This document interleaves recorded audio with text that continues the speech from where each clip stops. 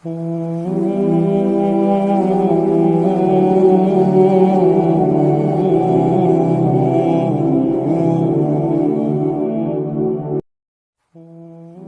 کرامی، السلام علیکم ورحمۃ اللہ وبرکاتہ۔ امید ہے کہ آپ بعافیت ہوں گے۔ جیسا کہ میں نے آپ لوگوں سے کہا تھا کہ میں ڈیلی مطالعہ کے مطابق جو بھی میرے مطالعے میں جو باتیں آئیں گی انشاءاللہ میں آپ تک وہ باتیں پہنچانے کی کوشش کروں گا۔ چنانچہ میں نے مطالعہ کیا تو مجھے جو چیز ملی وہ صفہ اور اصحاب صفہ اور تحویل قبلہ اور غزوات، یہ 3 چیپٹرز میں نے مطالعہ کیا۔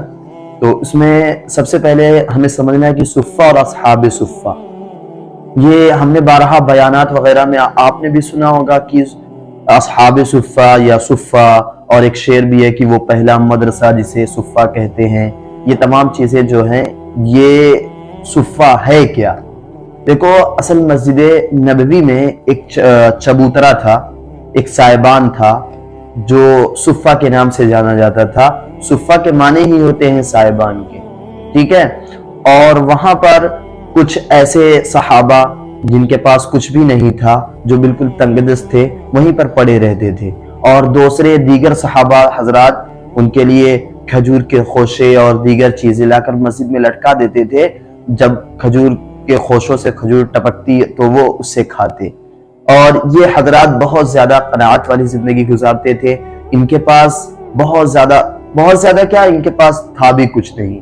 یہ ہر وقت کیا کہتے ہیں، مسجد ہی میں پڑے رہتے تھے، اور فقیر اور تنگ دستی کی یہ حالت تھی کہ بارہا نماز میں اصحاب صفہ میں سے کوئی بے ہوش ہو کر گر جاتا، لوگ انہیں مجنون سمجھتے۔ حضرت ابو ہریرہ رضی اللہ تعالیٰ عنہ بھی انہی لوگوں میں سے ہے۔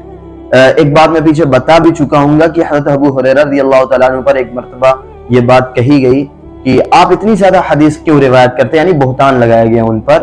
تو انہوں نے کہا کہ دیگر صحابہ کے پاس کام تھے، لیکن میں ہر وقت مسجد ہی میں رہتا تھا اور ہر وقت نبی صلی اللہ علیہ وسلم کے ساتھ ہی رہتا تھا۔ تو یہی لوگ اصحاب صفہ تھے۔ یہ لوگ اپنے آپ کو گویا کہ اللہ تبارک و تعالیٰ کے لیے وقف کر دیے تھے۔ وہ 70 صحابہ جو معلم بنا کر بھیجے گئے تھے اور شہید کیے گئے تھے، وہ انہی لوگوں میں سے تھے۔ تو یہ ہے اصحاب صفہ، اور صفہ ہے وہ چبوترا۔ اب دوسری چیز جو اہم چیز ہے وہ ہے تحویل قبلہ۔ تحویل قبلہ یہ عربی لفظ ہے، معنی یہ ہے کہ قبلہ کا پلٹنا، ٹھیک ہے؟ تو جس طرح یہودی اور نصرانی بیت المقدس کی طرف اپنا رخ کر کے اپنی عبادت کیا کرتے ہیں، اسی طرح مسلمان بھی ایک متعین مدت یعنی تقریباً 16 ماہ تک انہوں نے بھی بیت المقدس کی طرف رخ کر کر اپنی نمازیں پڑھی ہیں۔ چنانچہ حضور صلی اللہ علیہ وسلم ایک ایسی جگہ پر نماز پڑھتے تھے کہ جس سے مکے میں جب ہوتے تھے، جس سے قبلہ کی طرف بھی رخ ہو جائے اور بیت المقدس کی طرف بھی رخ ہو جائے۔ تو یہ ایک متعین مدت تک تھا۔ اس کے بعد قرآن آیات نازل ہوئی اور قبلہ یہ کعبہ مقرر کیا گیا، جیسا کہ حضور صلی اللہ علیہ وسلم کی خواہش بھی تھی۔ تو اب یہاں ہمیں سمجھنے کی بات یہ ہے کہ تحویل قبلہ جو ہوا ہے یہ کیوں ہوا ہے؟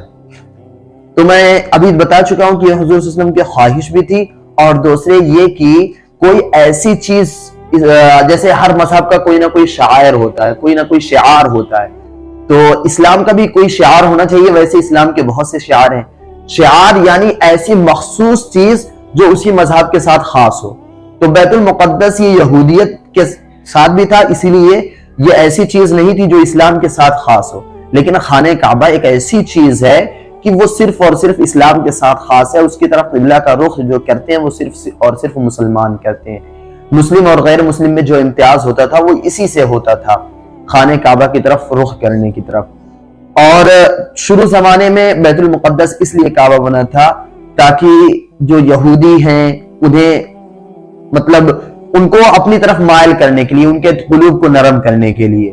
چونکہ دیکھیں آپ، مشرکین کا جو کعبہ و قبلہ تھا وہ یہ کعبہ شریف تھا، لیکن یہودیوں کا بیت المقدس تھا، اور مشرک اور یہودیت میں ترجیح کس کو ملے گی؟ یہودی کو ملے گی، کیونکہ وہ ایک آسمانی کتاب پر ایمان رکھتے ہیں۔ تو اسی طرح ان کی مطابقت اور موافقت میں بیت المقدس کی طرف کیا گیا تاکہ اسلام کا بھی امتیاز ظاہر ہو۔ لیکن چونکہ آقا صلی اللہ علیہ وسلم کی دلی خواہش تھی کہ وہ خانہ کعبہ جسے حضرت ابراہیم علیہ السلام نے تعمیر کیا ہے، وہ خانہ کعبہ جسے اس غرض سے بنایا گیا تھا کہ دنیا سے شرک ختم ہو جائے اور توحید کا بول بالا ہو، وہی اسلام کا کعبہ اور قبلہ بنے۔ لیکن اب یہاں یہ بننا تھا کہ جو یہودی تھے وہ طرح طرح کے اعتراضات کرنے لگے کہ ابھی تک تو دیکھو یہ ہماری طرف کر کے کرتے تھے، اب چونکہ یہ ہر چیز میں ہماری مخالفت کرتے ہیں اس لیے خانہ کعبہ میں بھی ہماری مخالفت کرنے لگے، تو طرح طرح کی باتیں بناتے تھے۔ چنانچہ قرآن کریم کی آیت بھی نازل ہوئی اور کچھ بھولے بھالے مسلمان تھے، ان کے دل میں بھی تزلزل، بھولے بھالے کا مطلب کہ اب بھولے والے کا مطلب میں کیا بتاؤں، یعنی ان کا دل تسلسل کا شکار تھا، تو اللہ تبارک و تعالی نے ان کے دلوں میں جو اعتراضات تھے ان کا جواب دیا۔ کیا سيقول السفهاء من الناس ما ولاهم عن قبلتهم التي كانوا عليها قل لله المشرق والمغرب، کہ مقصود کسی کی طرف رخ کرنا نہیں ہے، مقصود اللہ کی عبادت ہے، اللہ ہی کا مشرق ہے، اللہ ہی کا مغرب ہے، ٹھیک ہے۔ اور قرآن کی آیت نازل ہوئی ليس البر أن تولوا وجوهكم قبل المشرق والمغرب وَلَكِنَّ الْبِرَّ مَنْ آمَنَ بِاللَّهِ وَالْيَوْمِ الْآخِرِ، کہ نیکی یہ نہیں ہے کہ کسی کی طرف رخ کیا جائے، نیکی تو اللہ پر ایمان لانا، یعنی نیک وہ شخص ہے جو اللہ پر ایمان اور آخرت کے دن پر ایمان لانا ہے، یعنی نیکی یہ ہے۔ تو اعتراضات کے جوابات بھی دیے گئے اور وہ خانہ کعبہ کی تکمیل ہوئی۔ اب چونکہ ویڈیو لمبی ہو گئی تو غزوات کے بارے میں کیا بتاؤں، اس لیے میں آپ سے معذرت خواہ ہوں، اتنی لمبی ویڈیو کوئی دیکھتا بھی کہاں ہے۔ چنانچہ میں انشاءاللہ کسی اگلی ویڈیو میں غزوات کے متعلق بتاؤں گا، وہ بھی ایک اہم ویڈیو، ٹھیک ہے۔ السلام علیکم، مجھے بھی دعاؤں میں اپنی یاد رکھیے۔